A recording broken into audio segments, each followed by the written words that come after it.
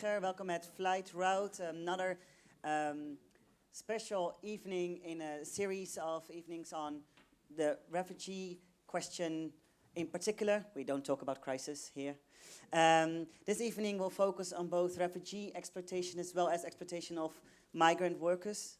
They are not, of course, the same group, but they might both be prone to serious abuse, and we will talk about that abuse a little later. We made this evening in cooperation with Amsterdam City Rights, as well as with input of Vluchtroute International and the Salvation Army.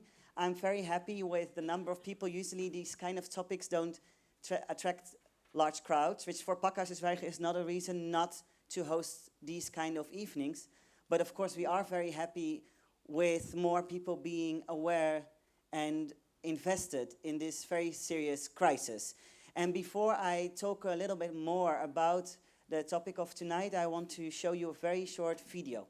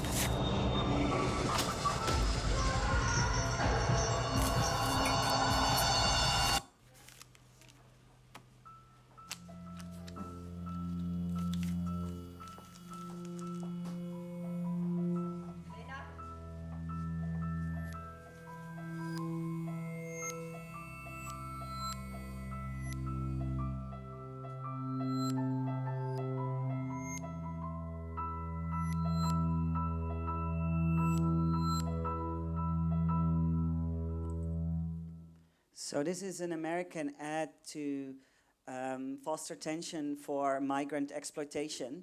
As a journalist and a writer who investigated the issue of migrant exploitation and especially sex trafficking and human trafficking a lot in, I guess, over a dozen of countries. I traveled and worked in 60 countries as a flying correspondent, and time again I will meet people who either confess to me that they were either trafficked or somehow exploited, or that I had the suspicion they were. So this topic for me gets very personal. And I want to share just some statistics. Of course, humans are never statistics, but statistics can show the size and the scope of this topic. And so if we talk about modern slavery, actually there is a lot of debate, of course, in the Netherlands now about the history of and acknowledgement of the slave trade. But we've never seen as many slaves as we do today. And the statistics vary, but according to the last official estimate of the Global Slavery Index of 2016, there are 40.3 million slaves today. Other statistics say somewhere between 21 and 46, but of course it's very hard to know because this is all hidden and in the dark. Please, you are disturbing. Oh, no, this is a very different topic, although, yeah, well, it's the next hall. Okay, well, you see, there are too many world problems to solve in one night. Getting back to my very gloom statistics, as for the 21 to 46 million of estimated slaves, 24.9, so around 25 million are people forced into labor. 15.4 million, predominantly, if not all, women are forced into marriage. Think about that, 15.4 million. And some of them are actually, quite a large group of them, are under 18 years old. Then 4.8 million, predominantly women and children, but also men, of course, are part of sex trafficking, and each year over 1 million children get adopted into sex trade. And these are just estimates. Of course, we don't know the real size and scale, and also we don't know how many people do work for such a low salary and for so many hours and in such abusive circumstances that you might as well say they are modern slaves, even though they are officially paid. I'm wearing Nikes. I'm not making a good statement. We have Apple laptops there. I'm just saying.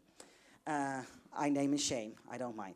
So, as for tonight, we have a panel discussion. I also really like to foster a lot of discussion. I do want to ask you, though, if you have a question, please raise your hand and wait for the mic, because this event is as well on live stream. And if you just shout out a question, you're not only disturbing the conversation, but people cannot hear you online. So for everyone to be included, use the mic. And now it's time to invite Annette Kouwenhoven. Do I say it right? Yes. Thanks God, I'm not that good in names. Of Amsterdam City Rights, who will give a more personal testimony and share some stories of people who were targets or victims of the exploitations we just discussed, and explain why Amsterdam City Rights wanted this evening so much. Annette.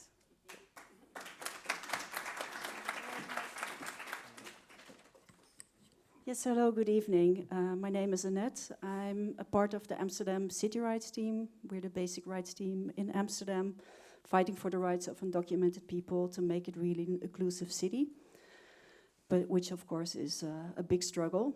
Well, the background of this event, in the summertime we organized a city rights tour.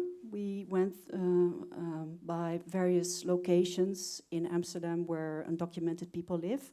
And we also visited one of the squats in Amsterdam Southeast.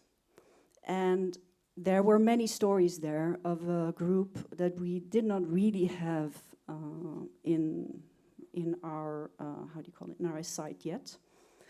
They came from southern countries of Europe. They had their own reasons to leave. We heard about atrocities along the way to the European continent. Camps in Libya, the rape and abuse, the journey across the Mediterranean Sea, and the human trafficking. Treatment in Europe, racism, exclusion, the lack of rights, no shelters, no access to medical or social care, no education. No work, no opportunity to make a decent living, exploited, working long hours with little to no money. Yeah, among those people were also people with a Dublinclaim, and I think Kevin, which I then met that summer, will explain everything about it. So I'll skip to some stories that we heard. And I'm also a part of the World House community, which is a center for undocumented people in Amsterdam. And during summertime, there were not so many people working there, so I was helping out as an ex-colleague also of them, and I was present at one of the intakes of a guy, and he was very much upset, probably ran away the same day, and he was keep on repeating to me, please get me a HIV test right away. I was in Italy, and yes, I had to work here in a small shop in Amsterdam. I could leave, I was locked up, I ran to the door, and the shopkeeper did not notice me, so I ran away and somebody directed me to the World House. But in Italy, this happened. I really need an HIV test. Please connect me. And it's a very short story, but it really struck me that, okay, in Amsterdam you're exploited, you're put, you're locked up, but something worse happened in Italy, we think.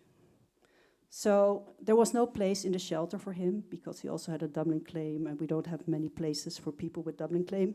So we placed him at a pastor in the house, but the pastor was completely overwhelmed by the misery of this guy, and we then found out that these people are so vulnerable that you cannot place people with this background at just a person from Amsterdam, which is not used to all the misery and pain these people go through.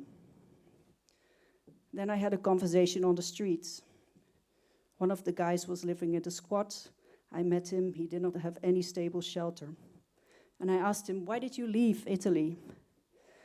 And then he said, yeah, I was confronted. They accused me of raping a girl. I could not defend myself. They did not give me a lawyer. I was found guilty, but later dismissed of all charges. I did not do it. I did not rape that girl. I hardly knew her. But then the damage was done. Nobody trusted me anymore. I trusted nobody, so I decided to move on. There was no life in Italy from here. And this was also a strange encounter because I thought that, in Italy you would have a good legal procedure, but it doesn't seem to be the case then. Anyway, he's in Amsterdam, and yeah, that's also the side of I Amsterdam. People love Amsterdam. They think it's a free city, that's a tolerant city, but it's not always the case because we have people on the streets. Also in the counselor's room, this story, I wanted to not tell it myself, but by somebody from our team, but she said, I cannot tell this story because it's too confronting. So there was a woman, she is from an African country. She's a lesbian, and they found out that she was. So then they took her to the police, and then they correctively raped her, the police guys. And her mother was so angry with her also that she wanted the woman to get her daughter out of the country. So then they arranged a ticket and a visa for her. She boarded the plane, and somebody sat next to me, but I did not dare to look. The plane arrived, and we walked through the corridors. I actually did not know in which country I was. The guy said, go to that desk, go to the police. But my experience with the police was not very positive, so I was very afraid. Okay, here you have a phone, he said. Call this number in a few weeks. They asked me questions, the police, and then they transferred me to a camp somewhere in Italy. I did not know what to do, nothing happened. So then I decided to call the number. The guy said, go to the entrance of the camp. A car came, then we drove a long time. We stopped at a house. It was in the city. It was dark. I have no recollection where I was. They said, go in, and then there were men. They took my belongings, emptied my pockets. They put me in a room. Now you work here, one of them said. A guy came in, another one. You know what I mean. And she broke down. I was really struck when I heard that story also, because I was thinking, how can we get a safe space for her? Is this human trafficking? I'm not an expert, I'm not an official social worker, but we get all those stories also as people that are not the experts. That's why I'm, of course, happy with the Salvation Army and with La Strada for their expertise. But how did you get from Italy to the Netherlands? What happened and who did this? I felt that we know so little and that she didn't want to tell everything right away, of course, because it's too painful. So all those stories, people living in precarious circumstances, on the streets, in the squats, in our city. Is Amsterdam becoming like any other European big city, like Brussels and Paris, with people in difficult situations surviving? How will the municipality approach undocumented groups? Is repression the next step, like other big cities? Or do we acknowledge the situation and address the issues? So I'm very happy that Kevin will explain something about the situation in Italy. And thank you very much for joining. Thank you, Annette. So Annette already mentioned the name of Kevin de Sabata, who will be our next speaker. He is a lecturer and a research associate at the VU University, and I have to say it correctly, in ethics and law of global health. And he will explain a little more, especially about Italy, by the way, because you might wonder, like, huh, why are we talking about Italy suddenly, and what's wrong with Italy? Well, it's a very beautiful holiday destination, but it's also the primary gate for most refugees and large numbers of migrants to Europe, who then get stuck in this Dublin system that Kevin will all explain about. Thank you so much.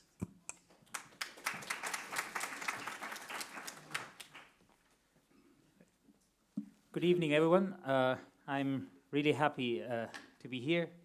So, as was anticipated, I am Italian by citizenship, and I'm a lawyer by background. At the moment, I work at the Athena Institute here at the VU University Amsterdam. It's an interdisciplinary department. We do all sort of things. Our mission is actually doing research and innovation at the intersection between science and society, which is pretty broad. And within this category, there is global health, which is what I do, but also in general policies relating to healthcare, science communication, environmental policy, and also studying the policy implication and social implications and health implications of the migration phenomenon. We have a Facebook and Twitter and a website, so if you are interested in knowing more about what we do, please look us up.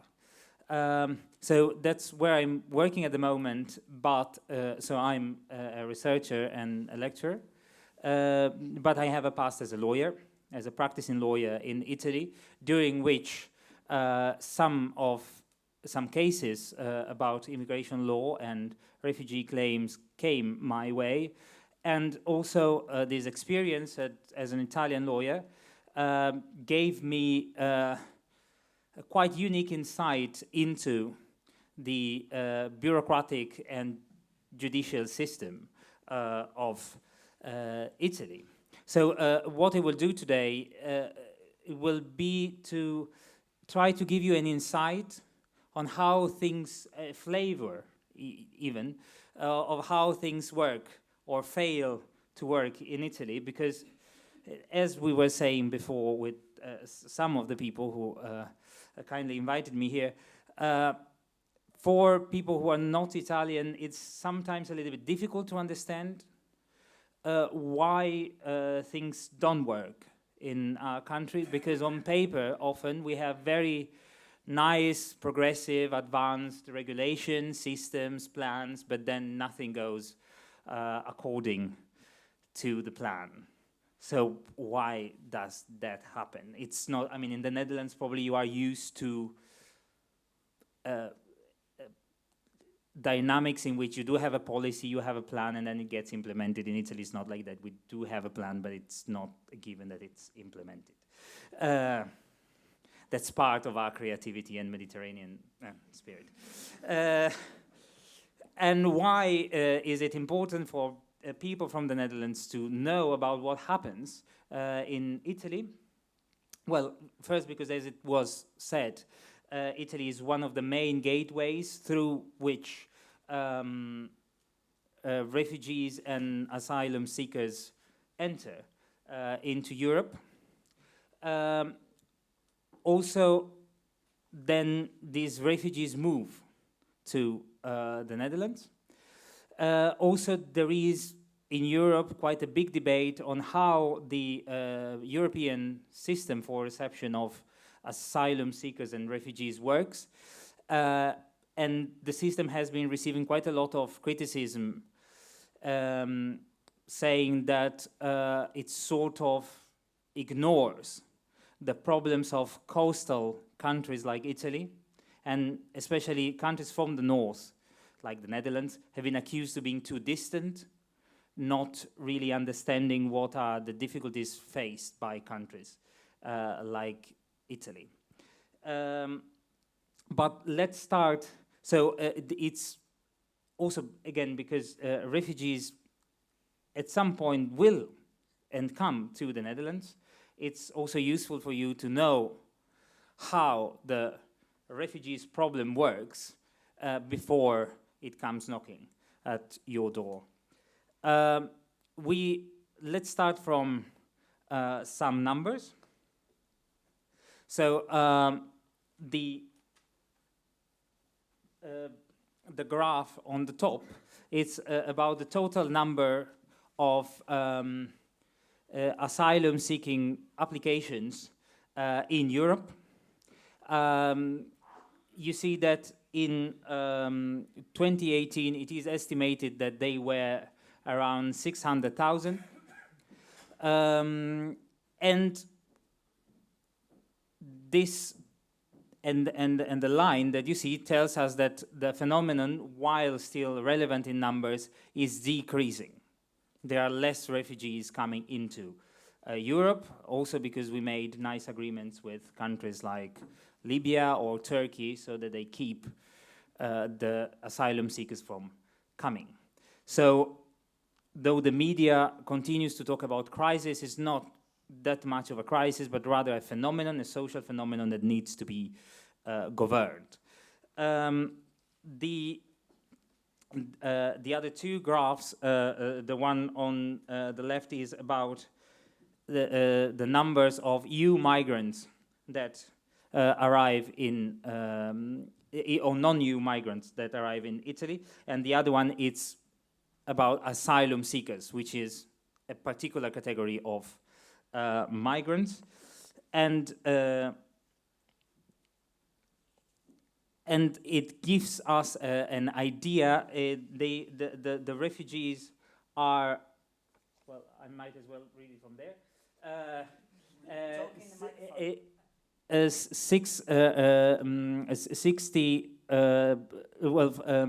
60,000 more or less, a little bit more, a little bit less, and they arrive in. The graph is about those who arrive in Italy, but we know that from Italy they move. In fact, if you see, quite a big amount of them, it's actually not in coastal countries, but in countries like Germany, France, and also you see the Netherlands there, you see Belgium, which is somehow a little bit strange because these are not coastal countries. They are not on the border. They shouldn't have refugees, in theory, right? But this tells us that people from Italy, once they arrive in Italy, they actually move to other countries, mainly because in countries of the north there is more prosperity, more occasion to find something to do and to find activities to carry on. But also, we know that some of these asylum seekers get sent back for reasons of competence. We will see it in a minute. For reasons of competence in receiving applications for international protection.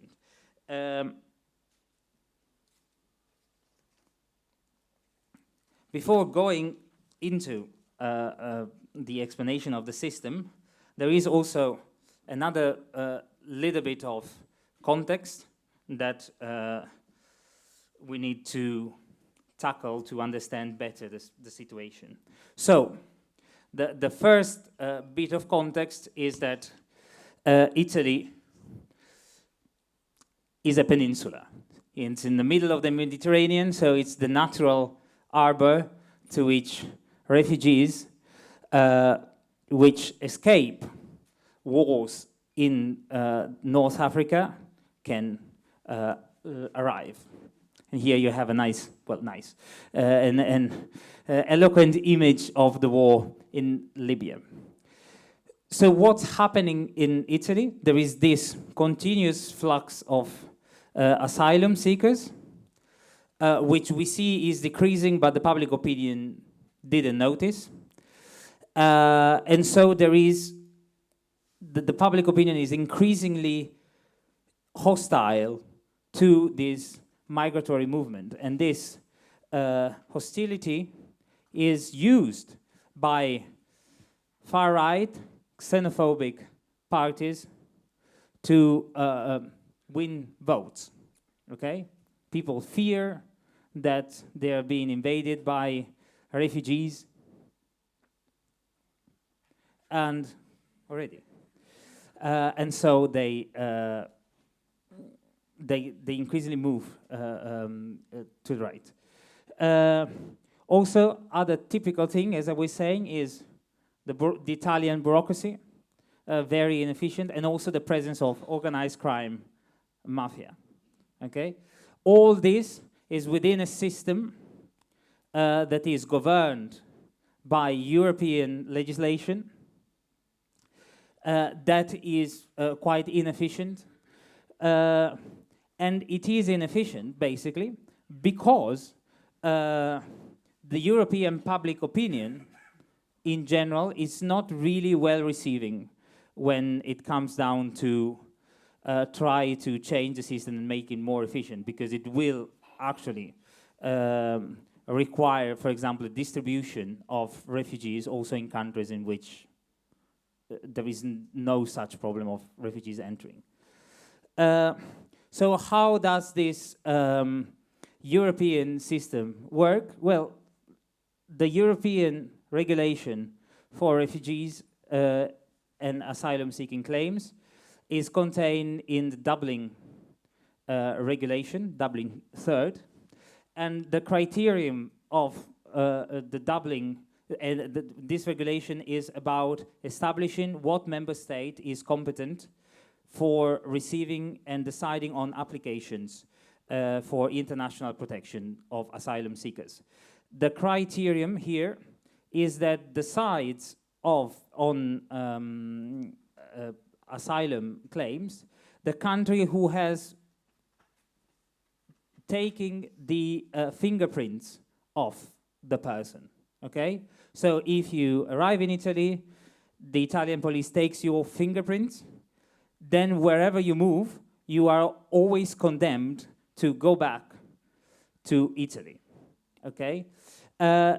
This makes the system quite inefficient, because moving people costs money, costs time. It makes it difficult for people to have a fair procedure, because if you are transferred to Italy and you used to live in the Netherlands, then you don't know where you're going to end up, where you have to send all your paperwork. Also, it creates the problem that families are often split, because maybe it's the time of the father to have their case heard, and so only the father gets transferred to Italy, and then the other members of the family remain in the Netherlands. In order to tackle this problem, a number of European countries decided to sign the Malta agreement, which says that within 4 weeks, asylum seekers will be automatically redistributed among the countries which have signed the agreement. The problem of the agreement is that it's just signed by Italy, Malta, Germany, France, and Finland, plus Spain and Portugal have voluntarily participated in some redistribution exercises. Yeah, all the other countries have said, no, we don't want to join, we don't want to be automatically allocated asylum seekers. And the reason, the official reason that has been put forward by various governments, including the government of the Netherlands, is, well, the numbers are decreasing. It's in a couple of years, the whole thing will be over. It's not worth to put in place a brand new system to cope with the problem. But suppose that the claim, the competence for the international protection application of a certain refugee is with Italy. These are the three forms of international protections that can be awarded or recognized to the person. So the first one is refugee status, if there is a case of persecution in the country of origin, and it leads to a 5 years renewable residence permit, and the person has access to work, free healthcare, social security, travel, right to travel, education, family reunification. Other form of international protection, subsidiary protection, if there is a risk of serious damage in the country of origin. Then if there are questions, I will explain what this means. Also in this case is a 5 years renewable, and it leads to the same rights. This permit is convertible in subsidiary in refugee status, which after 5 years gives the possibility to the person to actually acquire Italian citizenship. The last form, humanitarian protection, is for people who don't have the same big problems of the other two, but have had less serious problems in their country of origin, but still serious reasons for health and personal security, and leads to a 2 years renewable residence permit. And also in this case, there's right to work, access to healthcare, travel, education, family reunification. But it only lasts 2 years. It's not convertible in a refugee status, but it can be convertible in a work permit. I should have said, actually it was, because this form has been abolished in 2018 by the new so-called security decree that wanted to adopt a tougher stance on asylum-seeking claims, and so eliminated this one that was an extra form of protection for refugees. But the real problem of all of this is that in order to get one of these forms of international protection, there is a procedure that, according to the law, should last 35 days, and in practice never last less than a year. Okay, and this is just to go in front of the territorial commission that judges the claim and get the measure of international protection.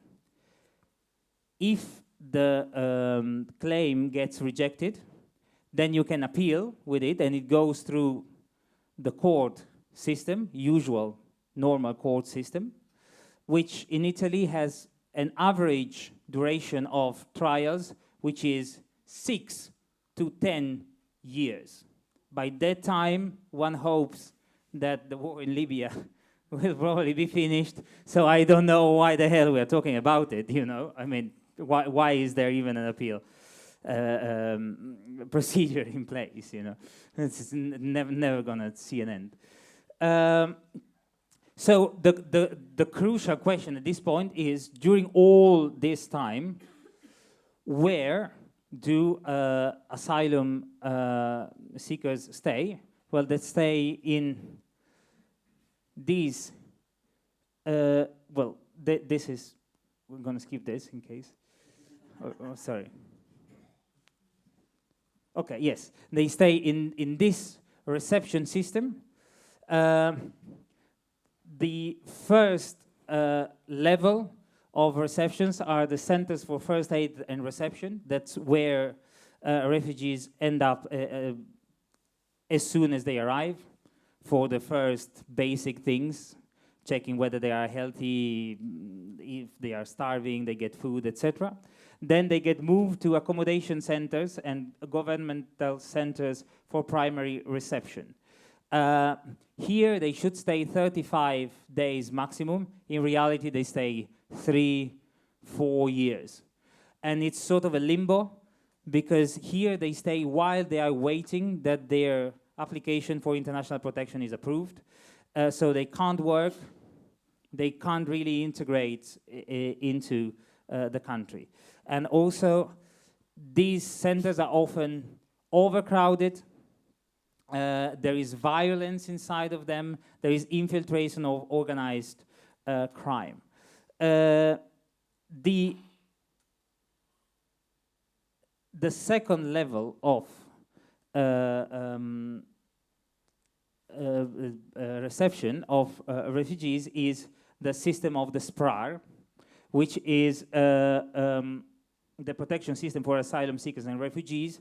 And here, asylum seekers and refugees go after they have become refugees. So after their request for international protection has been approved. The system is, however, I mean, it sounds pretty straightforward. You know, 2 levels. There are centers all over the country. The centers that I've seen in themselves are not bad, in the sense that they took former resorts for holidays and readapt them for reception centers. The problem is that what happened? Well, it's half. Let me put it back for you. Yes, thank you. That they seem governed. Okay, brilliant. They seem governed by a little bit of a chaos. The numbers of people in it really exceed the capacity. And also these centers are often outsourced to companies that have often ties with the organized crime, which is another typical dish of the Italian context. Of course, it's a little bit. I'm gonna borrow a couple of minutes. No, only 2. Yeah, 2 more minutes. yeah. I'm gonna borrow a couple more minutes. 2. Yeah. 2. Yes. A couple is 2, right? Yeah, but it's not a okay, couple anyway, of 3 yeah, people. not for everyone. Okay, yes. So it's a little bit difficult to explain to non-Italian what the mafia is and why it exists. The truth is that the mafia exists there in Italy before even Italy came.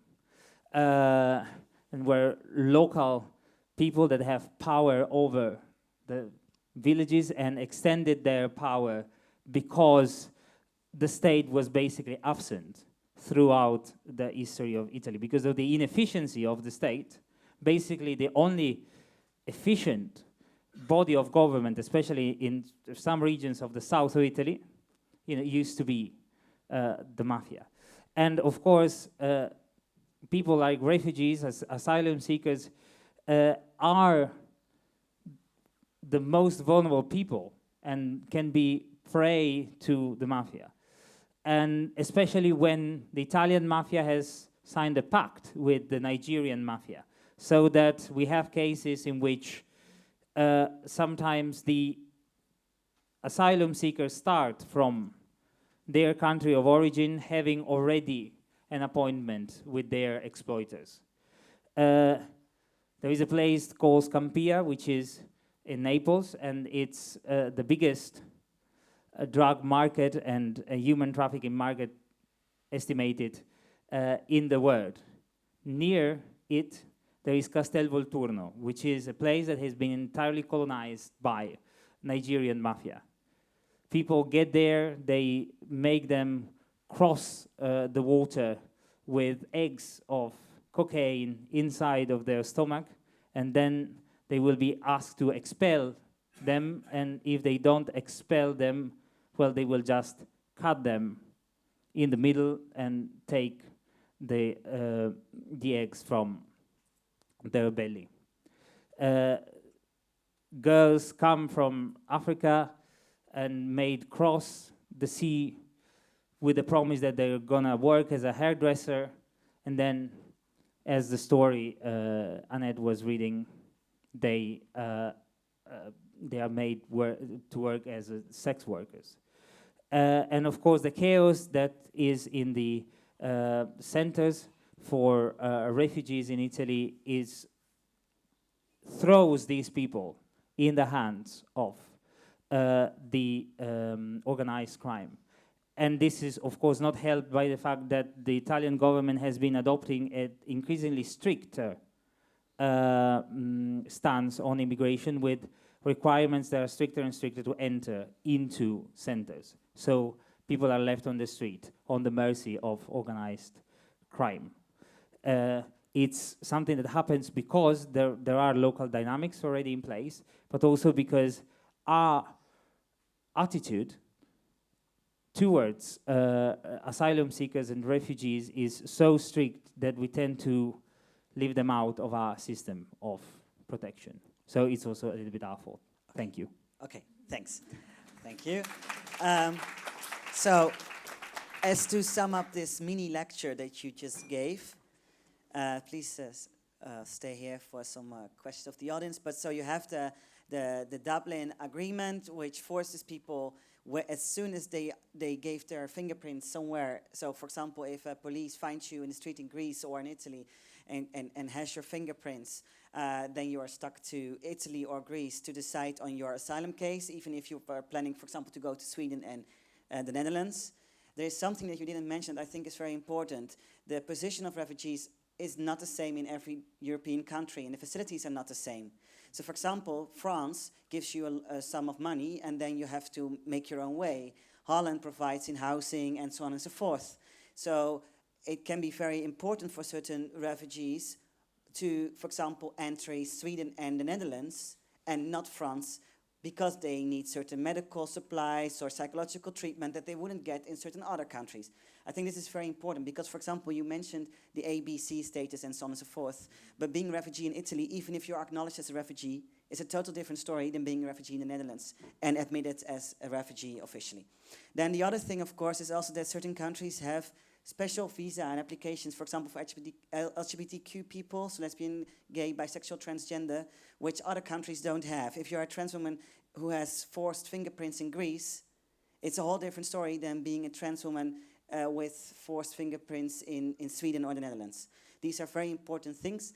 But as to get back to the matter of exploitation, so we're going from the law perspective and the European agreement, which is very unbeneficial, to say the least, to both refugees and to southern European countries, because basically you're stuck with all the first entry refugees and asylum seekers. But so why exactly, I mean, you explained it a little bit, but just for more clarification, why are refugees so prone to human trafficking, sex trade, or other forms of exploitation? What happens? Are they got out, like, are people dragged out of the camps, or, you know, what's happening there? Well, the first reason is what I was saying that I mean, there are cases in which they arrive in Italy that they are already embedded in a system of human trafficking. Okay. You know, how do you cross the sea? Well, you have people in Nigeria, Uganda, etc. They say, well, we take care of your transport. You get there, you get a job, etc. Then when you arrive in Italy, you discover that the job was not exactly what was promised. And another factor is that, yeah, there have been cases in which we had human, dealers in prostitutes and that were waiting for people outside, sex workers. It's that were waiting for people outside of reception centers. Just pulling them out, or when they move? No, I mean there's no need. There's no need to pull them out because, of course, a reception center is not a prison. So people have the right to leave they are free people. And of course, imagine if you are stuck somewhere and it's a foreign country, you can't work, you are in a limbo. And you have a fellow countryman that comes to you and offers you a job. I mean, you go for it, right? And then, of course, you enter in this spiral of organized crime to which it's difficult to disentangle. Third level is that there are members of organized organization inside the camp, and you have hierarchies, and then you have clans that form inside the camp. We talk about places that are made to host 300 people, and then they end up hosting 600, with a level of overcrowded that's unbelievable, and of course people are going to coalesce against each other and to ally with organized crime that is outside. Also because they need means to survive, Okay, I see a question over there. Wait for the mic, please. There's another one here as well. I'll take two for now because there will be a whole Q&A session, don't worry. Gavin is not running away, I hope. No. Yeah, hi. I was wondering if you had talked about a really long appeal process for the after the first rejection of an asylum case. I understand that in Italy there might be, while there's asylum seekers, you have somewhat of a temporary status, if not a full immigration status, maybe an identity document or something like that. During the appeal process, what's the immigration status, or is there a temporary identity document or a sort of pseudo-immigration status for people who are appealing, or is it just undocumented? And what happens when people move forward? If they move on to another European country, what happens to that?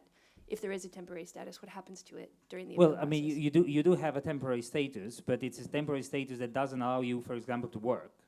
Which is the big game changer, because of course it takes you out of society, and that's indeed the problem. If you move to another country, all your paperwork, all your procedures remain in Italy, so you have to be relocated every time. For every procedure, yes. So if you ask, I mean, this is how it works. You ask for international protection in Italy, then you've got to do, it gets rejected, you appeal, you've got to do something, right? Because it's 6 years. Then you move somewhere, but then they send you a letter to your lawyer in Italy, and that your lawyer in Italy tries to find you somewhere and ask, I need that piece of paper, you send it over, and then you want to reunify with your family, so it's another application, you have to go down, you have to sign it, and blah, blah, blah. And in the meantime, you go around, I mean, we're talking about refugees, right? It's not people who have 10,000 euros in the bank account. They don't fly Ryanair. Also, for these people, so do many get lost, like just undocumented, spread in Europe? Nobody really knows who and where. I definitely. They're not really lost, of course, but I mean. Well, I mean, we had case here in Amsterdam of people that were sort of pretty lost in the system, and there are, because of course imagine a lot of the people Annette is taking care of, that they are squatting, so they don't have an address. If your lawyer needs to send you a document, where the hell do they send? Also because you change every time. Maybe you are 1 month in Germany, one month in the Netherlands. So okay, one last question here for now, and then we will continue later.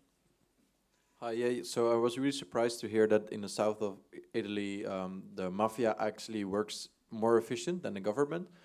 Is the mafia also exploiting really people in a negative way there? And if so, what are the things that we can do about it, or are there any projects that are in? Well, I mean, if I would have a solution to that, I would run for prime minister. Yes, you will not be and of here. course, and of course, never be elected, because Italian prime minister with a solution never get elected. To the mafia, no. We don't like it, Well, so the mafias in general are very, very sophisticated organizations. They are based on a very strong structure, normally cemented by rituals, by blood bonds and codes of honor. They patrol the territory, and yes, of course, they exploit people. You know, there are entire villages of Sicily in which, if you want to open a shop, you have to pay taxes to the mafia. Okay, it's called pizzo. Okay, but Kevin, Okay. sorry, I think this is very interesting, but a lot of good documentaries on the mafia, and this is just not the topic for tonight. I mean, it's okay. very interesting, fascinating, but there will be another evening in Pakhuis, and we will invite you. That's Don't worry, fine. both of you. Okay, so, sorry, have to be a strict host here, because we have more guests. And Kevin, can you take a seat for now? Yes, Please, another sure. round of applause. So, for now, I would like to invite Faisal Sobrato. He is a spokesperson for the Indonesian Migrant Union, and he will give a personal testimony on his experiences as such. Faisal, please.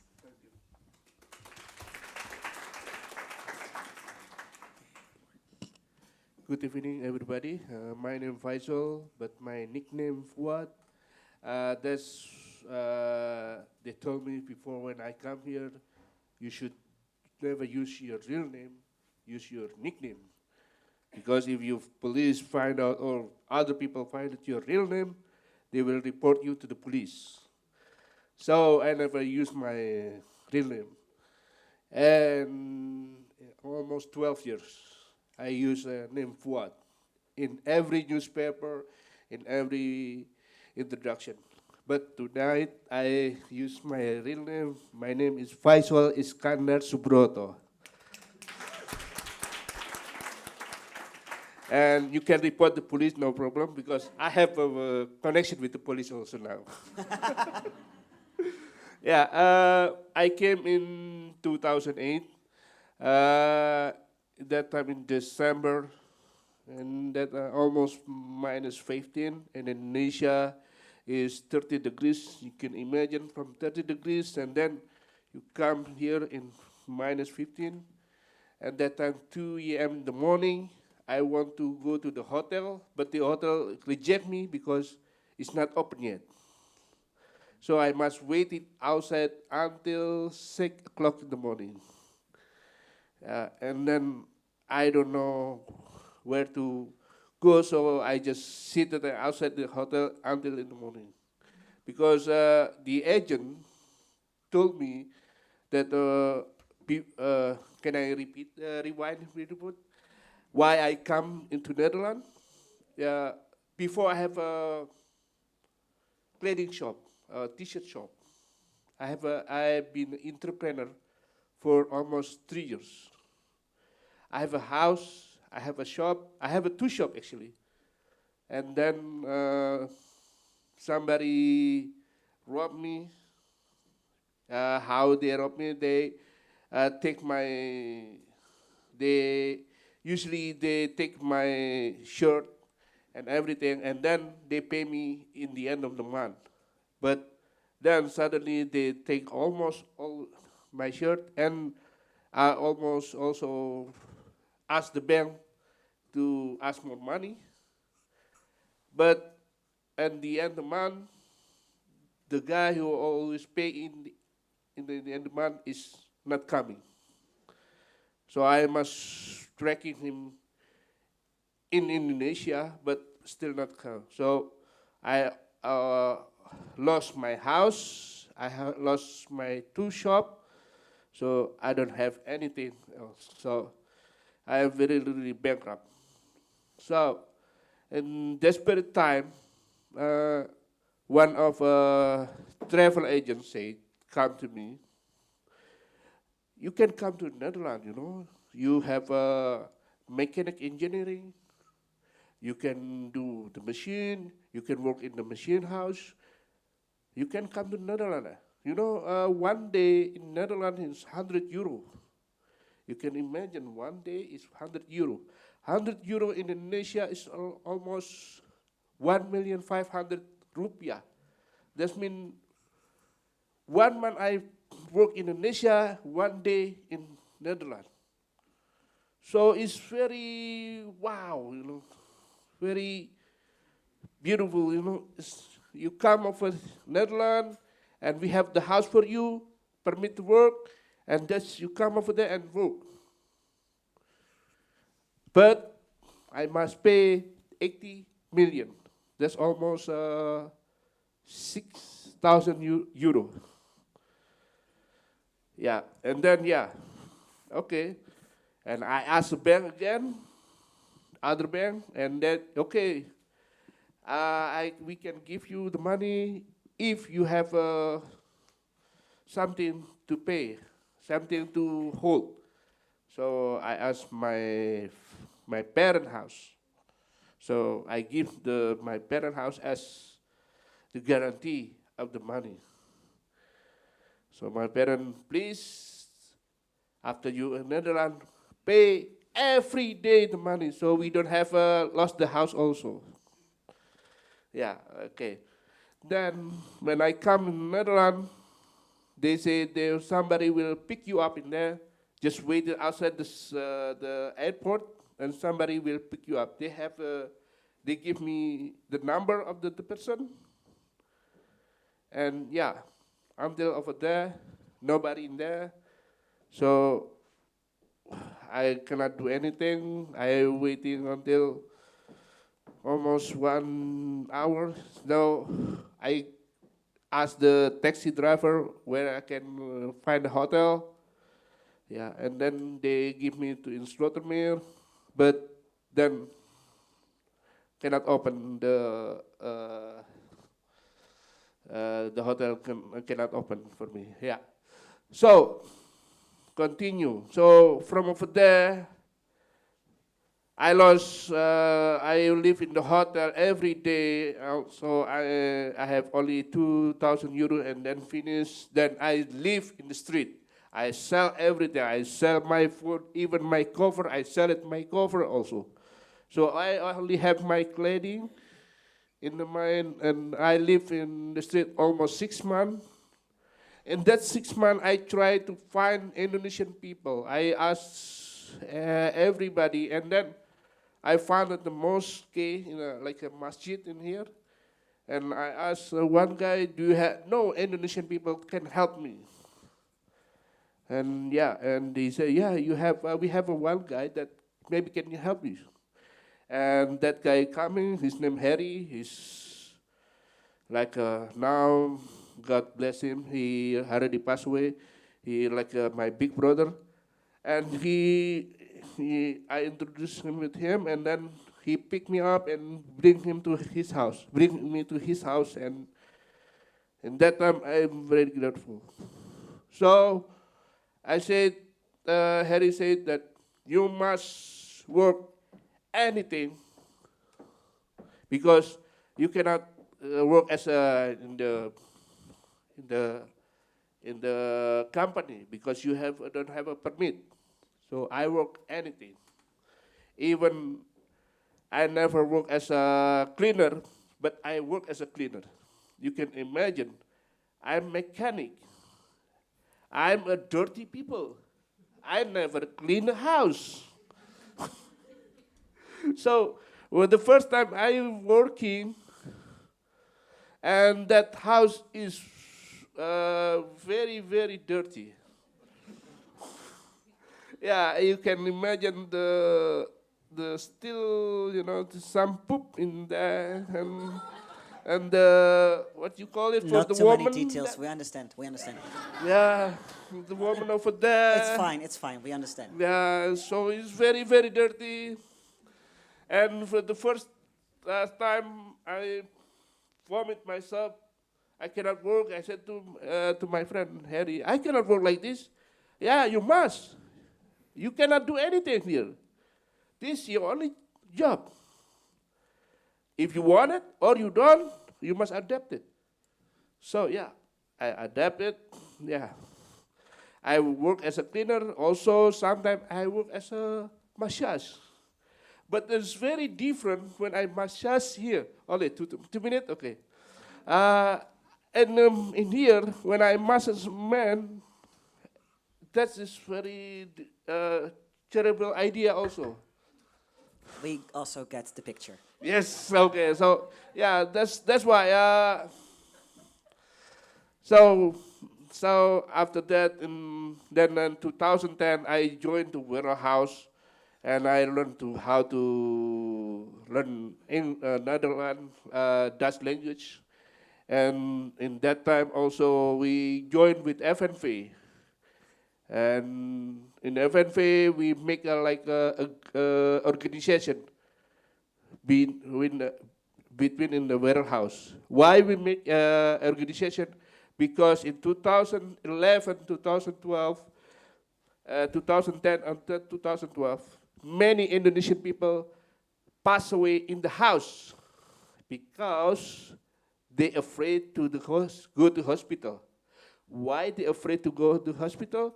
Because if they would go to hospital, they think, because they cannot speak, they think the hospital will report to the police. So many people die because only small sickness, like The flu or something like that. yeah. So in that time we are very confused how we do it, how we make to make us strong can survive here. So we make an organization. So we try to connect with everything here, every network in Netherlands. And thanks God, we have a connection for 250 network in Netherlands. Wow, it's very grateful. We connect with the hospital, we connect with the lawyer, also we connect with the police. Every organization here, we connect it. Because we want to survive in Netherlands. Because we don't want the people, Indonesian people here, they afraid to, they can go to the hospital. So they have to afraid again to become a sickness. Faisal, Yes. do you have any estimate or any number of how many Indonesians would live in the Netherlands undocumented? Yes. Approximately around 10,000 people. 10,000? Yes. Personally, personal statement, I think it's ridiculous that you can be an undocumented Indonesian in the Netherlands when we colonized the country for 4 centuries. Just saying. It's just thought that I have. And as for those people, is there any wish or idea like to go back to Indonesia? Is it even possible? Because maybe they lost, I think, the papers at some point, or their passports are also like expired, or do they want to stay here and still get documented? Like, what is the general? Of course, every story is different, but are there? Yeah, the story is similar like mine. You know, they are get fooled by the agent. Yeah, They they come here, they get tricked into. they get tricked, and then they must pay the debt from the bank and everything. Usually, So you're stuck for life, basically. yes. Like We with your. don't want to hear, but we cannot go back also because how we must pay. Yeah, the agents back home. No, not the agent, the bank.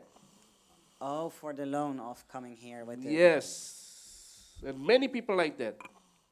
And this desperate time, I have one guy. He's very desperate. Then he talked with the wall.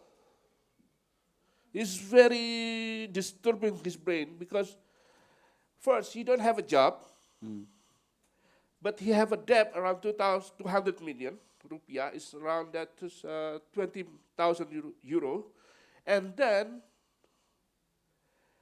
the family asked him, "Can you send the money?" Yeah, where's the money? Yeah. But he don't have a job in here. So then he lost his brain, and then he talked with the wall.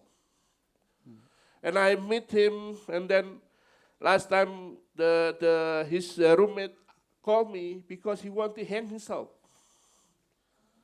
So there are serious psychological issues as Yes. a result of this cycle, this catch-22 that they're stuck in. Yeah, Yeah. and many cases like that. Aside of finding a medical care for these people, are you also with your union? Because you said you talk about FNV, so you are associating yourself with the National Trade Union. Are you also looking for better employment conditions for Indonesians? Not everyone is undocumented, right? Yes. there are also people who are documented but still exploited by their bosses. The people Indonesian people who have document here, they also join us because they never know about the situation of the law of Netherlands law in the new. You know, Their rights, their work rights. every years the law is changing, and thank goodness that we have connection with the politician in the Den Haag. So every new law coming, they report to us, and then we report to our member. So that they know their basic rights. Yes. Okay. Thank you so much, Faisal. Thank you for your Welcome. personal story and for the work you do. We salute you. So now I want to ask the other two panel members, you're already here, to take a seat, which is Mil Colin. Colin. Is it Colin? Colin, yes, Colin. Legal case manager of Perspective on Rights of the Salvation Army. Thank you so much. Ook bekend als Leger des Heils. En Suzanne Hof van International Coordinator of La Strada International, a network against human trafficking in Europe. Thank you so much. Okay. So we heard first from Annette and later from Faisal some personal testimonies behind the statistics, because we have heard so many numbers and statistics as well. To start with you, Mil, of course at the Salvation Army you really hear these personal stories day in, day out, because you're dealing with people on the ground in Amsterdam, I think, yeah. Regarding refugees and undocumented people, what are the primary concerns they have that you have as an organization working with personal cases? Well, what we see is the primary concern of the people we work with is that they want, well, of course they want to have a permit to stay here. They often need, they need a shelter, they need a place to stay, they often need food, and they have a lot of medical problems, there are a lot of traumatized people. And so our concern is to help them, to see what kind of legal perspective they have, and to see how we can help them with our social work, and if we can provide them with, well, the basic needs. Can you handle the number? Well, yeah, so far we see about 70 people in our project, and like average it's about 50 women and about 20 men. But there are a lot more people out there. That's and what I there's a lot mean, more people coming, for example, to the World House, and maybe they are not all victims of trafficking, but because basically we see the victims of trafficking. Can you explain to the audience a little more what that is, the World House, because we heard it before as well, and what is it? It's a place from the Protestant church, and it's kind of an open house for people who are out on the streets. They can come every day there, they get counseling, but also they are provided with food, and they have a place, a warm place to stay, to drink a coffee, and just to sit down and relax a bit. And if we talk about the European perspective, do people also share stories of abuse that happened during their route, if it was on the Mediterranean Sea or in Italy or in the whole way to Amsterdam? Yeah, they do. And what we see is that it starts already in their country of origin. And, well, they are involved in this network of traffickers. And often we hear stories about voodoo. So they have to swear an oath, which is kind of keeping them to the trafficking network. Then they go to Libya. In Libya, we hear a lot of horrible stories about abuse of people.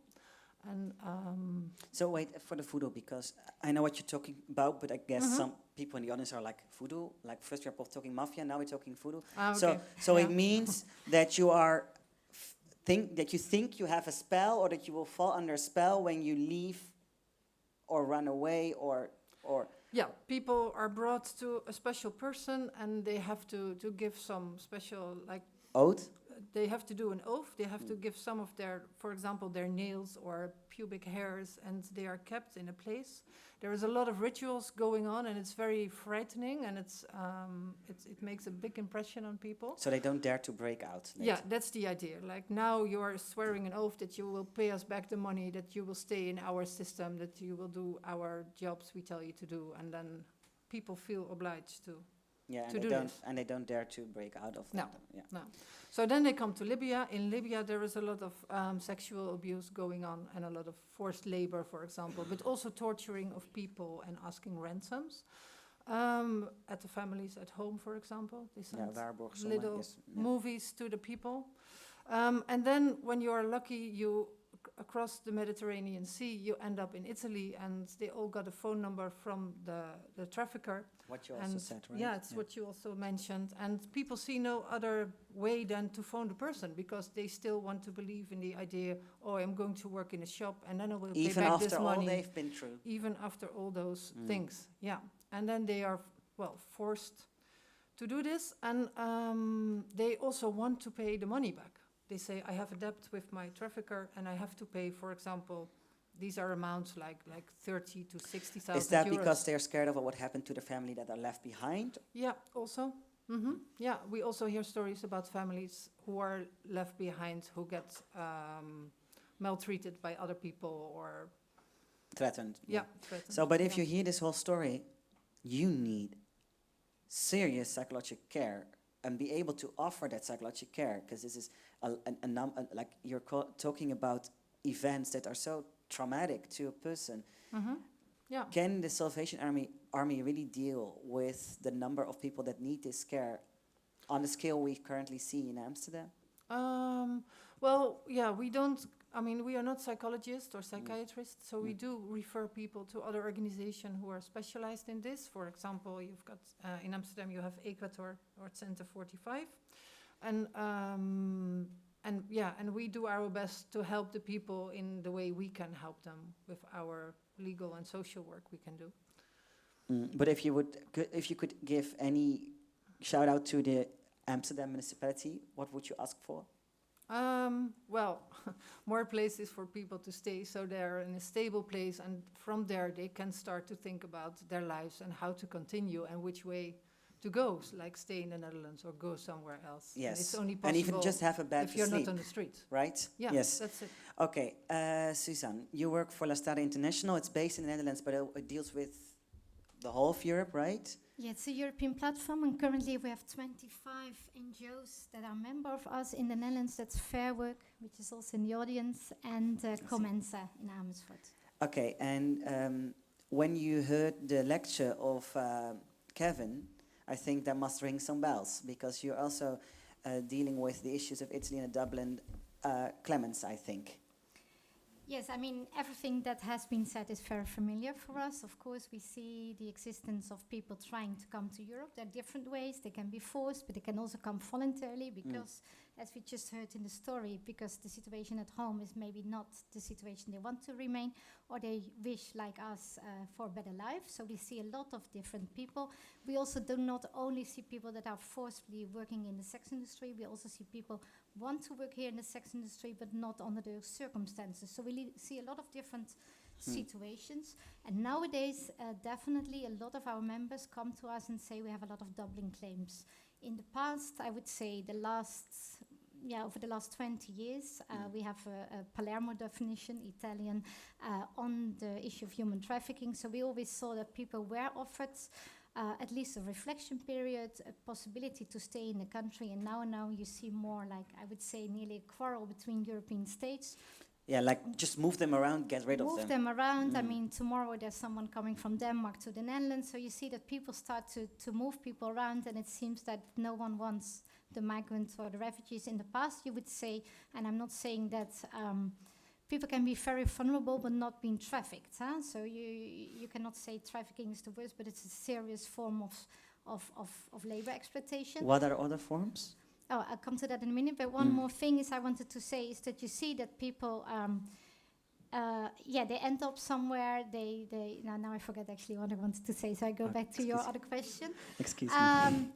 People can be forced to do, they can be forced to work in the sex industry, they can forced to do any kind of labor, forced services, they can be forced to smuggle drugs, they can be forced to steal, they can be forced to make, maybe they use the insurance, whatever you have had, selling newspapers, doesn't matter. Or even selling their own organs. Or even selling their own organs. The definition is from 2000, it exists 20 years this year. And what we see now, that we see all the different forms, of course, labor exploitation and sexual exploitation is still the issue you see most, also because the biggest focus is on that.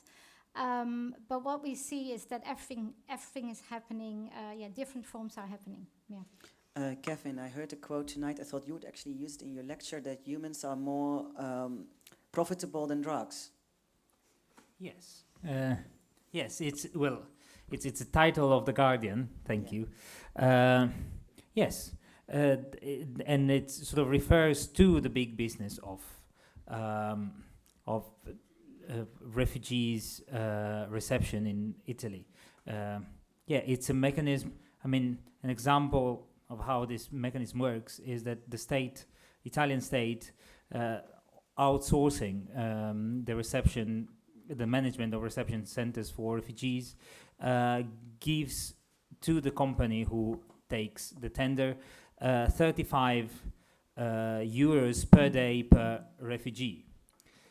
But we had reports that of these 35 euros, a small part goes into giving food and shelter to refugees. The rest is pocketed by the people who receive the money, and so by these organizations that are often connected with organized crime. And so it's also profitable, of course, to put more people in a facility, or won't they get more money if they put more people? Oh, no, yeah, of course they get more money. It's profitable both to put more people into the facility, but it's even more profitable to pretend that there are a lot of people in a facility that are not there. Italians are great, when it comes down to crime. It's you saying it, and not me. I know, yeah. Okay. I mean, we are creative in many things, both the good and the bad. The mechanism is that, of course, you have migrants that get into these structures and into these centers, and they get registered. But then, of course, they leave, or they might be relocated. But officially they're still there. Yeah, well, they're not erased by from the list. So they still claim that the 35 euros per But that makes it also very hard to track down the people who they are, where they are in fact, and if they are attended to, or whatever. Yes, that's indeed, it makes it difficult, yes. Are there some questions in the audience? Yes, a lot is what I figured. Max, yes, this is your daily workout. You tell me, who can I go to? The first one here. Thank you. All of you spoke about the horrific stories about refugees and about the European Union corruption, because it's not about the competition of the countries.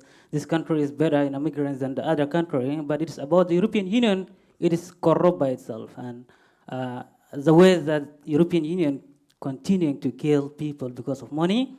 Why the European Union cannot stop destabilizing the countries rather than bringing people here and not taking care of them. So it's like we, as immigrants, we see the way that European Union works. In Niger, there's a camp. In Khartoum, there's a camp. In Libya, including in Italy, and the way that immigration, became like market to people, especially in Europe. So what kind of NGOs like you, Kevin or Susanna, you mentioned there are 25 NGOs that they are really working hard, and it is not about only shelter or giving people food or migrants, but it is also about empowering refugees. What kind of action is those NGOs are taking against the different governments in Europe to stop European Union from sending weapons, guns, to kill and destabilize the countries of the people? So nobody wants to come here in Europe, but they are forced to come. European Union bringing them and not taking care of them. Well, actually, the European Union isn't even bringing them. Because They they are have to destabilized. get here by themselves, and then they might get asylum. But I understand your question. Because they have no place to live there. They are destabilized. Their country is destabilized, burned by fire. And they have no place to stay there. So they must came in Europe here. So when they came here, they neglected and they thrown on the streets. Okay, we get it. Suzanne, do you have an answer to this? Like, are these NGOs only taking care of the problem as it is, or also trying to lobby and negotiate and push for action with governments and, of course, government involvement in, for example, West Africa, North Africa, Middle East? We know the countries and the countries that were involved there, which is a good point. Yes, actually, lobby and advocacy is a major point. Although I have to say that we focus in particular on human trafficking, these NGOs. And then we, of course, follow also related issues, like the ones you mentioned, like the ones we heard, like the issue of migration, the issue of political conflict, the issue of social and economic root causes that all leads to the fact that people come here, they are badly informed, as you said, they are very vulnerable, they're debt bonded, and then they're in that situation. We, in particular, lobby the different European governments, including AU, OSCE, UN bodies, who also have action plans. But of course, the issue of human trafficking, the issue of labor exploitation, unfortunately, I have to say this, it's like solving poverty, it's like solving a lot of other issues, and I think we have to be realistic. We cannot solve this in a day, even though there are some governments and some governmental actors who are willing, because actually the issue of human trafficking is something that we get attention for, but there's not much attention, as you also heard. There's still not much support for migration. We call it a crisis, as we also heard. So there's not much rights for migrants, and that's what we also see. A large group of people that become trafficked are migrant workers. So yes, we lobby also together with those 25 NGOs, also with other organizations we work with. We have a large network of people to follow. For example, we work closely with PICAM, Victim Support Europe, who work specifically also on undocumented migrants, and we also follow migration policies. But here you see already the example. We have Dublin 4, maybe we'll get Dublin 5. They still cannot agree, even on Dublin. They cannot agree on common European asylum systems. So yes, we can also not change it, and you know the current political power. I mean, we see a lot of struggle, we see no agreement, and the whole Dublin issue, The problem is, of course, you have a very fair point, but to talk about the geopolitics now and why people move in the first place is unfortunately another evening, although I totally see the point, but for now, we're dealing with the topic of refugees and migrants already in Europe for no matter what reason, voluntary, non-voluntary, forced by war, forced out of economic despair, forced out of any other reason, maybe just for a better and happy life. Because if I want to work in South Africa tomorrow, I probably can.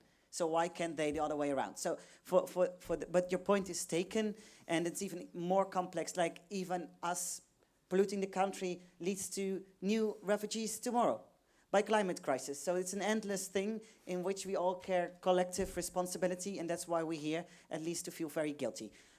Next question. And there is Stop Arms Trade. If you stop wapenhandel, if you Google that, they do that in the Netherlands. My question is for Kevin. So I think it was really telling that the host had to correct you about certain issues, because you said something to me and I thought to myself, oh my God, that's kind of problematic. You said places essentially that are landlocked, so Holland, certain parts of Europe, etc., they wouldn't have a high number of refugees because there's no sea. Did it ever occur to you that not all of them come into places via sea? They could actually fly. Like, for instance, you could have somebody who was involved in politics from Colombia and they said the wrong thing, and then they have to file for asylum, et cetera, et cetera. But my question is, with that being said, how would you respond to the critique that you're a privileged Italian liberal that is using this topic to enhance your academic credentials? Okay, wait. 1 second. Sorry. As a host, first, I want to do respect and protect my panel members. I get your point, but it's a very personal attack. And for me, I will ask you to answer, but for me, I do want to respect the work they do and the engagement they have with the topic. And I think even though this man might be Italian, he could be a professor and study it, right? And I think he was quite critical of his own country.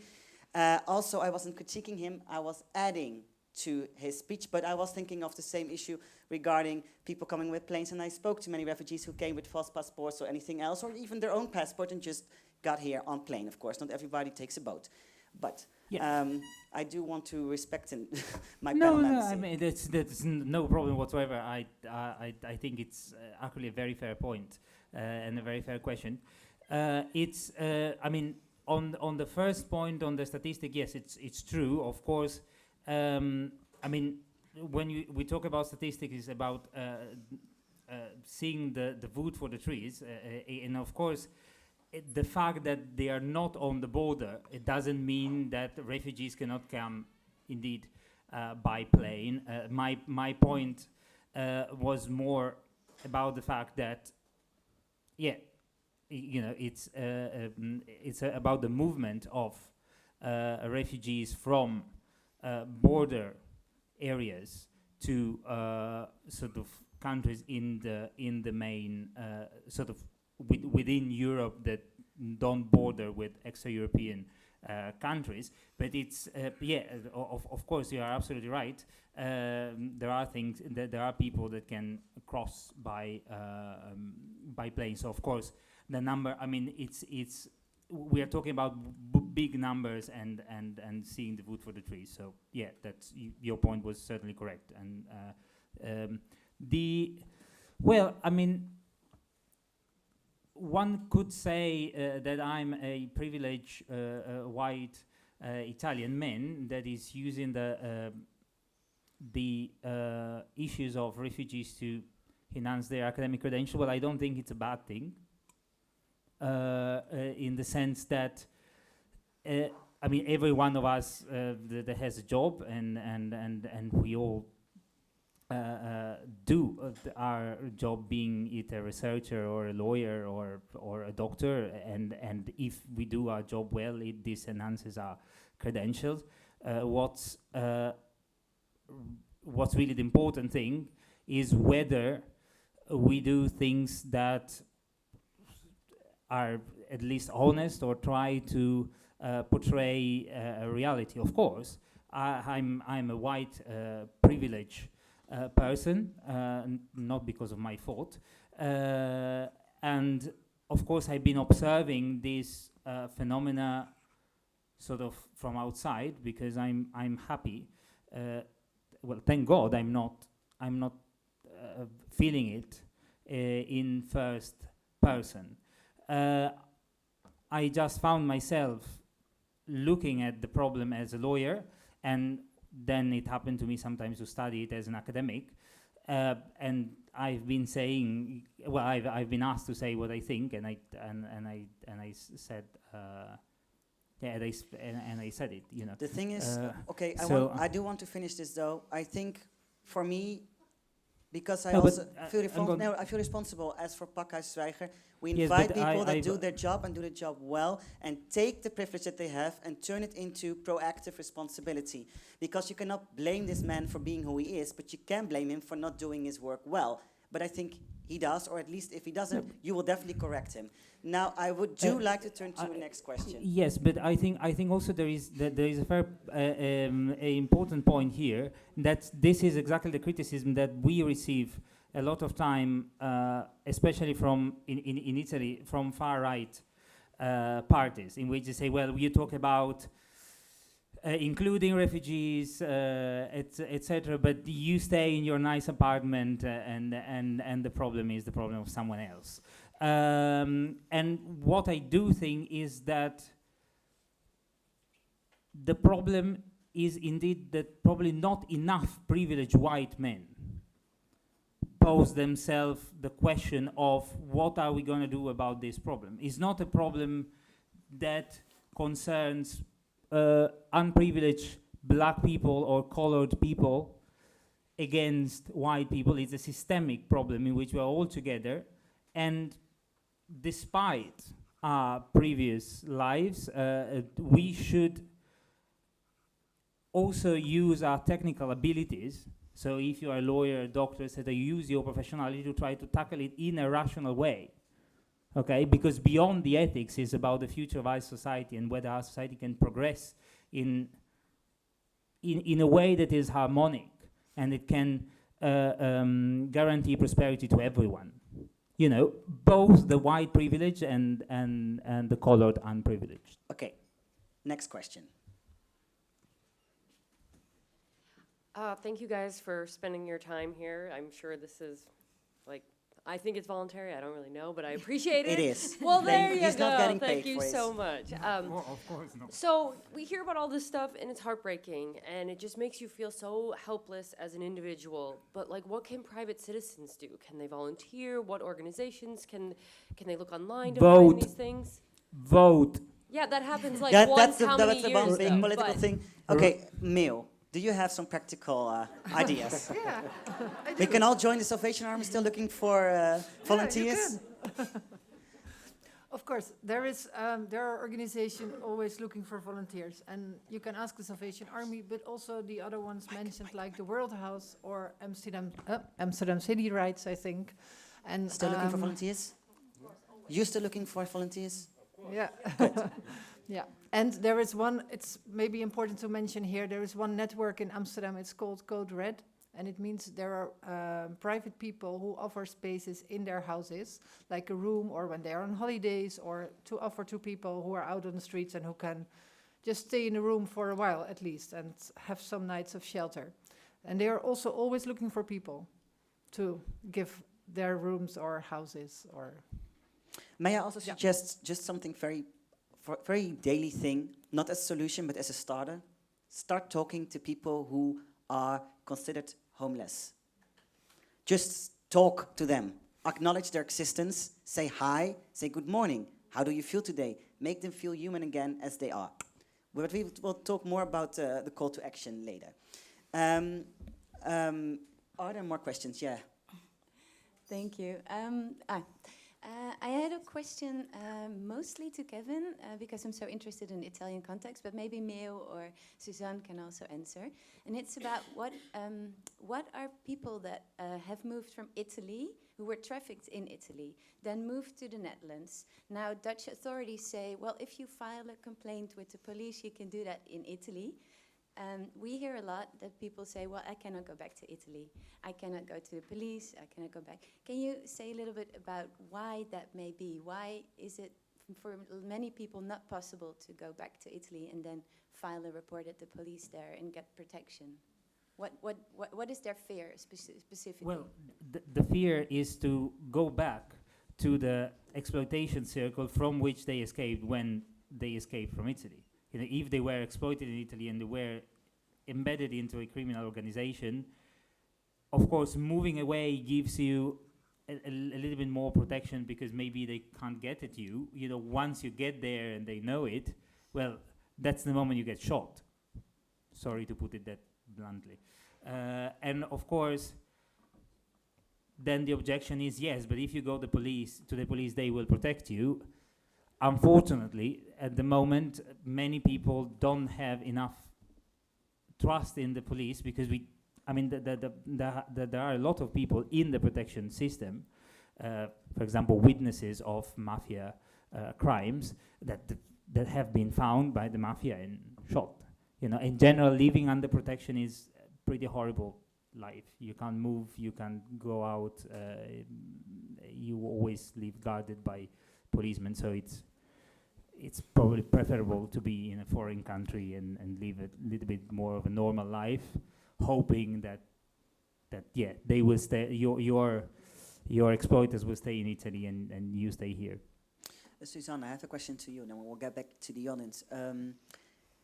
Faisal said that many people are scared even to go to the hospital when they have the flu or anything else. So what about going to the police then to say, hey, I get exploited by my boss, or I got trafficked, or any other horrific abuse? is there a good system in place? Or if I would go to the police in the Netherlands, for example, would I be deported? What would happen to me if I was a victim to human trafficking, for example, and I wanted to go to the police for that? Actually, it's an interesting question because we talked about lobby, and this is one of the issues that we lobby for, safe reporting and complaint mechanism. And what we see in particular also with the organization PICAM, Fairwork will also confirm this, is we still see that a lot of people do not safely dare to report. I must say that Can you safely report though? actually, funny enough, is Amsterdam was the best example for Europe because actually there were some police people, and there's also losses here in the audience who was also following that and monitoring that situation. So Amsterdam wasn't a good example that they said if you report, you don't have to fear deportation. In general, however, we see that also a lot of people that, for example, work somewhere, maybe work irregularly, then are confronted with the labor inspectorate, maybe do not get adequate information, might still fear to be deported or detained. And so it's still and did not it change in completely Amsterdam? safe. Because you said Amsterdam was a good example. That sounds like it no longer is. There's maybe someone here. Yeah. In my experience, in Amsterdam is good, but when they have a problem, they put it in Rotterdam. And Rotterdam was cruel than Amsterdam, so in Rotterdam, the people will return back to their country. They deported. So now we even have this koehandel between cities. This is getting so tiring. Yeah, and actually this comes back to what we hear all the time. It's between legislation and gaps in implementation. According European legislation, victim directive, other directives, people should have the right to safely report, should have the right to complain against their employer. But if they work irregularly, they're not supposed to work, they don't dare. Not only they lose their jobs, but very often they also lose their housing. Some people live in the house of their employers, for example. Another catch-22. Question. Many or the most of refugees they came from an Islamic country like Iraq, Syria, Afghanistan, Pakistan, with lots of different ideas about the culture, about women. Because of Islamic culture, the man is here, woman is here. Or the punishment, you must cut the hand of somebody who steals something. This is a very black-white version of how people would all consider those things, right? Not every Muslim No, I'm not would talking say about that. the people. I'm talking about the sense, the kern of the culture of the religion. That's it. And my question is, do you see this as dangerous for society in the future, the culture, conflict between the culture? I'm not talking about people. I'm talking about the true culture I'm wondering what you think about this. Who? The conflict between the two No, cultures? who would have to comment on this question? Both, all of you? All three? It doesn't really matter. I would like to have that answer. Well, first, this is not Samuel Huntington's Clash of Civilizations. We are still talking people. So people would bring that culture, right? Not the culture would come itself, like a package. No, I think... so people make of Islam what they make of it, and most people who flee the country don't really come here then to see women or people being cut the hands off or anything else, and even that doesn't happen that much in Islamic countries. And by the way, I'm not a Muslim, so I'm not saying this as an offended Muslim, if anybody thinks so, but I'm just saying out of clarification, I really wouldn't like to go in this discourse of Muslims having a certain culture that makes them unfit for Europe in general. I think this is one of the reasons why we have this issue in particular. No, I'm not talking about people. I talk about some culture of some idea, and some people get to this idea and they think this is the right way. Maybe I can react with two things. Yes, please. Firstly, of course, a different culture. I mean, the situation of women, for example, that could be a root cause for human trafficking. Secondly, of course, what we often see more in general, that there are cultural backgrounds, reasons why, for example, people sometimes think that they deserve not more pay, or that it's normal that they work more than 12 hours within the home of a diplomat, for example. So we do see that culture plays a role. However, and it's even sometimes difficult for us to tell to people, and I think Meo can confirm, that you are exploited, that you are trafficked, because most of the time the people that are in this severe situation do not recognize it. For example, if you have someone who works in Bulgaria where they earn much less, and then they are identified here as an exploited person, or maybe from another continent, then people would also not realize. They say, I earn much more than when I used to earn back home. Same also for the person from Indonesia. And then it's very difficult sometimes to get them recognize that they are trafficked or severely exploited, and that we do not tolerate it. So in that sense, in the Netherlands, we follow the Dutch, let's say the Dutch traditions, cultural, and we try to follow the Dutch labor law. But in practice, of course, it's still difficult. This was not an answer to his question, but I like where this is going. Mio, can you add to this? Well, I can confirm what Susanna says, actually. So people are not even aware that they are exploited according to the rights that we have here. Yeah, that often happens. And what I also hear often with my clients is this debt they have, and they are out of the exploitation situation, and it's years later, still no permit, no nothing in the Netherlands, still trying. And then people ask me, Meo, do you think I should still pay back this money, this amount for the travel? Like, how much debt you still have? Yeah, well, 20,000 euro. No. Which is, yeah, exactly, which is, yeah, really. But people still feel that responsibility and They do, yeah. Wait, Mike. I think they also, because of their religion, they want to pay it back because they believe they have what you told before about the voodoo. That can be part of it, Yeah. but I also heard it from people when there was no voodoo at stake, but they do feel a large responsibility. An obligation, kind yeah, of. they do, yeah. Even though these people were just criminals, basically, but not in their eye. Right? Those fake agents with Yeah. fake work Yeah. permits, Yeah. with fake everything. Yeah. And people very often do not know that for example, for recruitment, you cannot ask money. Like the ILO, the International Labour Organization, is saying it's not allowed to have people making debts when you recruit them and you offer them a job. But people are very not often aware. And as you said, even though they're criminals, they still wholly believe that they have to pay back this money, especially if they borrowed then again from other people in the village. Is there another question? I think it's going to be the last one, given time. Hi, this is for Kevin. 3 very short factual questions, actually. You mentioned that the humanitarian protection, the third layer of status you could get in Italy, that is no longer granted. Yeah. What happens to the people who received this earlier on? Can it still be extended, or it just ends for them? So thank you very much for the question, because of the lack of time I couldn't go into detail into that. Yes, it has been eliminated in 2018 as a form of protection. Those who had it can convert it in humanitarian, in subsidiary or a refugee. Then those who don't convert it, they simply stay out. That's the big problem of the reform. Yeah. Okay, yeah, here, let's slide again. Yeah, 3 factual questions. Second. Yeah. The second one, I quite often meet people who have a refugee status in Italy, or one of the 3, and they come here because they don't like being in Italy, either because there's no work or because of racism, or both of them. Yeah. And they're very disappointed that they're not allowed to work here. They can just visit, but they're not allowed to work here. And they think, well, I have a residence card for Europe. So it counts for all European countries, and that's not the case. Are people informed about this? Because this has nothing to do with the Dublin Agreement. It just says you have protection in Italy, so that's where you can live and work. Yes. And as long as you don't have an Italian passport, which may take, I don't know, 10 years, 15, you cannot move freely to another European country.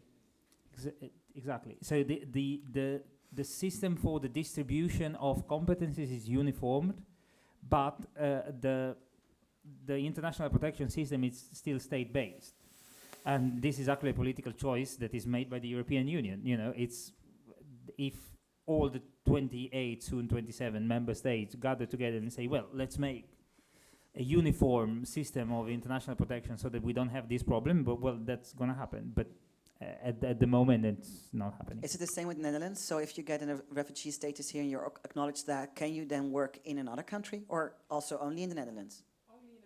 So it's in every... Okay, so you're stuck to that country, basically. Yeah, because you're not a citizen, yes. You are someone... Third, last factual question. How long does it take to get Italian nationality when you're a refugee? Well, How if you're... possible is so it? it's normally takes 10 years. When you are a refugee, it takes 5.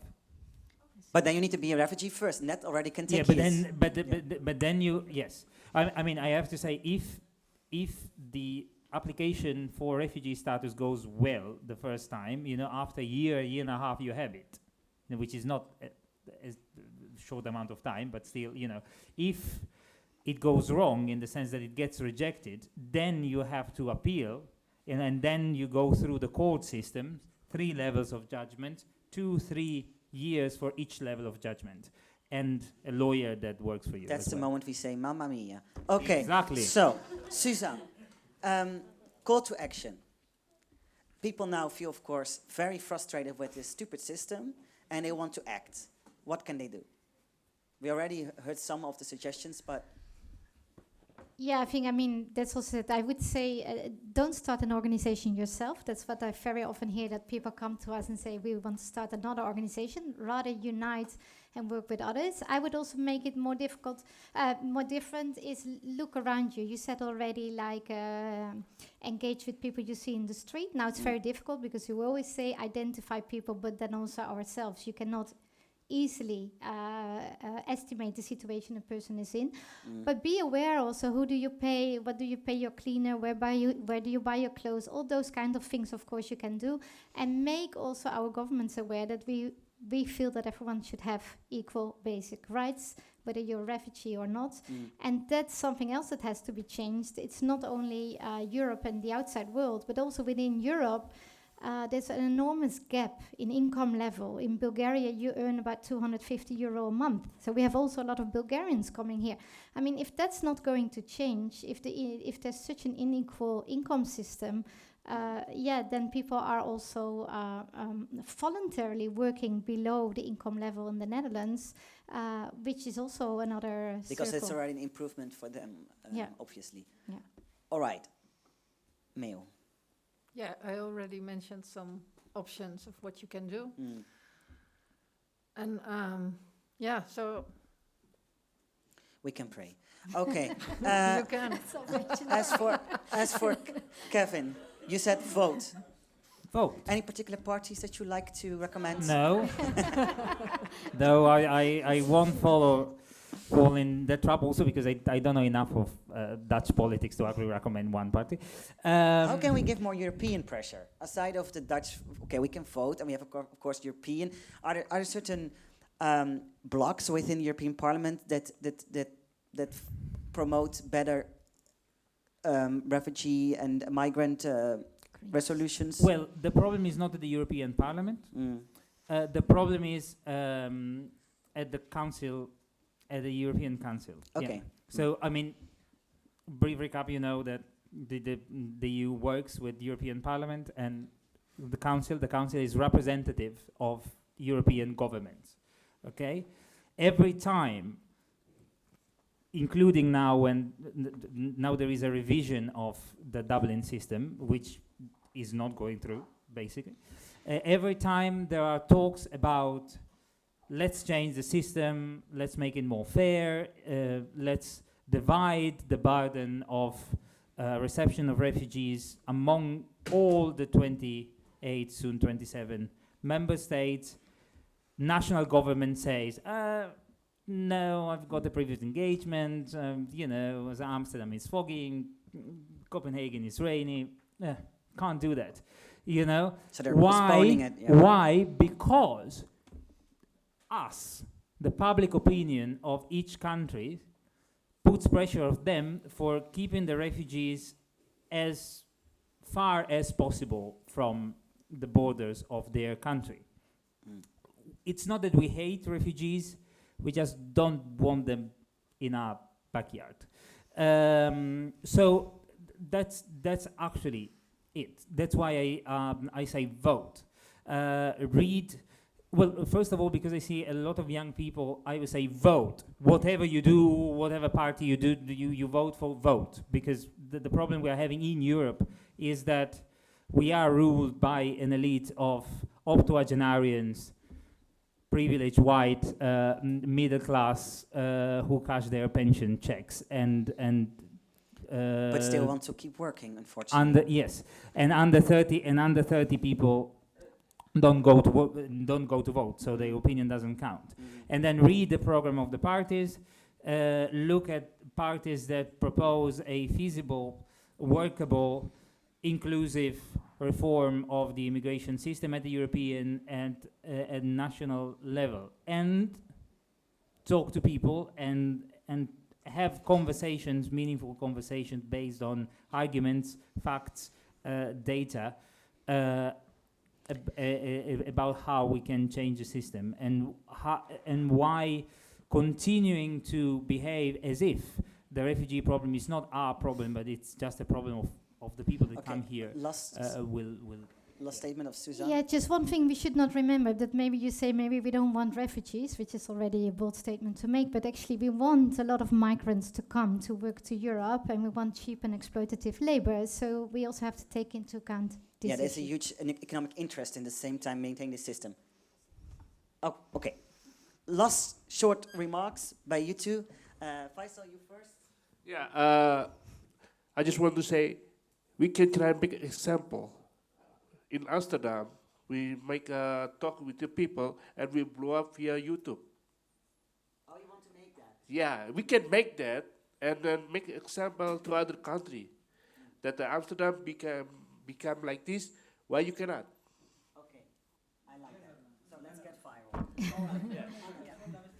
Yeah, I think information is very important, so that people really know what's going on, what are their rights. And I think that's really lacking now in Amsterdam, at least. That's what we see. We have teams going out to different locations informing people, but yeah, that's what we also need volunteers for, you know, just to get information at the people so that they know what their rights are. That's very important. Yeah, all right.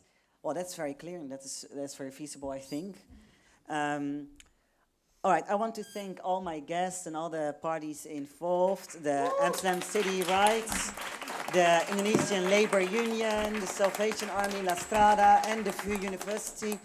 I have two recommendations regarding modern slavery. Please check the websites of Freedom Unite and A21 campaign, who both really work very actively on fighting against modern slavery. Including marches and all kind of voluntary work, but also they just simply need money, because it costs a lot of money to get people out of the system and get them situated in a good and safe position in society, whatever society that is. I want to thank you all. I also want to thank Max de Ploeg, who was the program maker of this event. I can see that there were some emotions and some strict questions. Unfortunately, I'm always stricter. That's my duty as a host. If you have any problem with that, you can talk to me later. There is a bar downstairs where you can drink halal and less halal drinks for everyone, and ask some more questions. Thank you so much for coming, and let's try to fight for a more inclusive and better world. Thank you so much.